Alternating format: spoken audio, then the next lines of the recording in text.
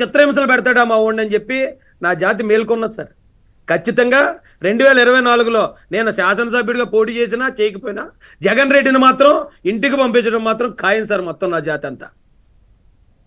అయితే మీ video release అయిన తర్వాత పార్టీ నాయకత్వం నుంచి ఏమైనా కమ్యూనికేషన్ ఉందా? అంటే నేను విన్నది ఏంటంటే ఏదో ఇప్పుడు ఆ సభ అయిపోయిన తర్వాత నైట్ చంద్రబాబు నాయుడు గారు మీతో మాట్లాడతారనో లేకపోతే మీతో సంథింగ్ ఏదో చెప్పారు ఎవరో, ఏంటి నాయకత్వం స్పందన ఏంటి?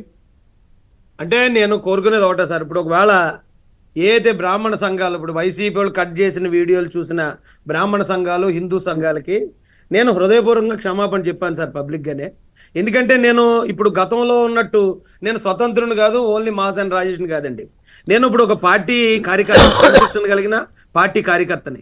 ఇప్పుడు నేను మాట్లాడే ప్రతి మాట పార్టీకి అనుకూలంగా పార్టీ లైన్లోనే ఉంటుంది తప్ప ఇప్పుడు నేను ఈ పార్టీలో చేరిన ఈ కాలంలో ఏ కులానికి కానీ ఏ మతానికి కానీ ఎవరికి కానీ నేనేమి ఎగెనిస్ట్గా ఒక్క కామెంట్ చేయలేదు సార్.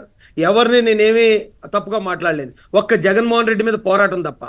సో నేను ఆల్రెడీ క్షమాపణ చెప్పాను కాబట్టి ఈ సంఘాలు ఏమన్నా శాంతిస్తే గనక ఖచ్చితంగా చంద్రబాబు నాయుడు గారు అయితే ఎట్టి పరిస్థితుల్లో అవును మేము యాక్సెప్ట్ చేస్తున్నాం, సరే నీ తీసి ఇంకోటి పెడతాం అనే మాట ఆయన ఎక్కడ అనలేదు. ఆయన ఒక మాట ఇస్తే వెనక తగ్గడండి.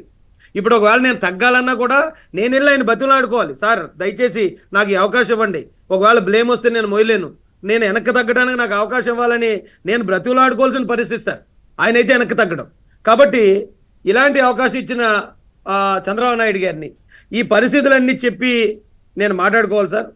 లేని పక్షంలో ఒకవేళ ఈ సంఘాలు కనుక శాంతించి సరే ఈ అణగారిన వర్గాల నుంచి ఒక కుర్రాడిని వెళ్ళనిద్దాం, వాళ్ళకి ఏదో మేలు చేస్తాడు, వాళ్ళు కూడా పైకి వస్తారు అని పెద్ద మనసుతో కనుక ఈ సంఘాలు ఆలోచించి నా ఎందుకు కాస్త దయ చూపిస్తే నేను నా వర్గాల తరపున చట్టసభలకు వెళ్ళి మా వాళ్ళకి న్యాయం చేసుకునే ప్రయత్నం చేస్తాను సార్.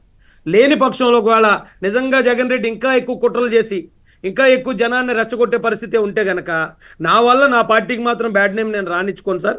నేను చంద్రబాబు నాయుడు గారు మీరు బలంగా ఒక నిశ్చితమైన అభిప్రాయానికి వచ్చేసారు. ఇప్పుడు ఎవరైతే మిమ్మల్ని ట్రోల్ చేస్తున్నారో, ఎవరైతే మిమ్మల్ని వ్యతిరేకిస్తున్న కొన్ని సామాజిక వర్గాల సంఘాలు, బ్రాహ్మణ సంఘాల లేకపోతే ఇంకో సంఘమా వాటెవర్, అవన్నీ కూడా జగన్మోహన్ రెడ్డి గారి వీటితోనే జరుగుతున్నాయి. అందులో ప్లాన్లో భాగంగానే కుట్రలో భాగంగానే జగన్మోహన్ రెడ్డి కుట్రలో భాగంగానే జరుగుతున్నాయి. మీరు ఒక నిశ్చితమైన అభిప్రాయానికి వచ్చేసారు అంతేనా?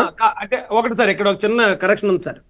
జగన్మోహన్ రెడ్డి గారు కావాలని వీళ్లతో చెప్పి చేయించట్లేదు సార్.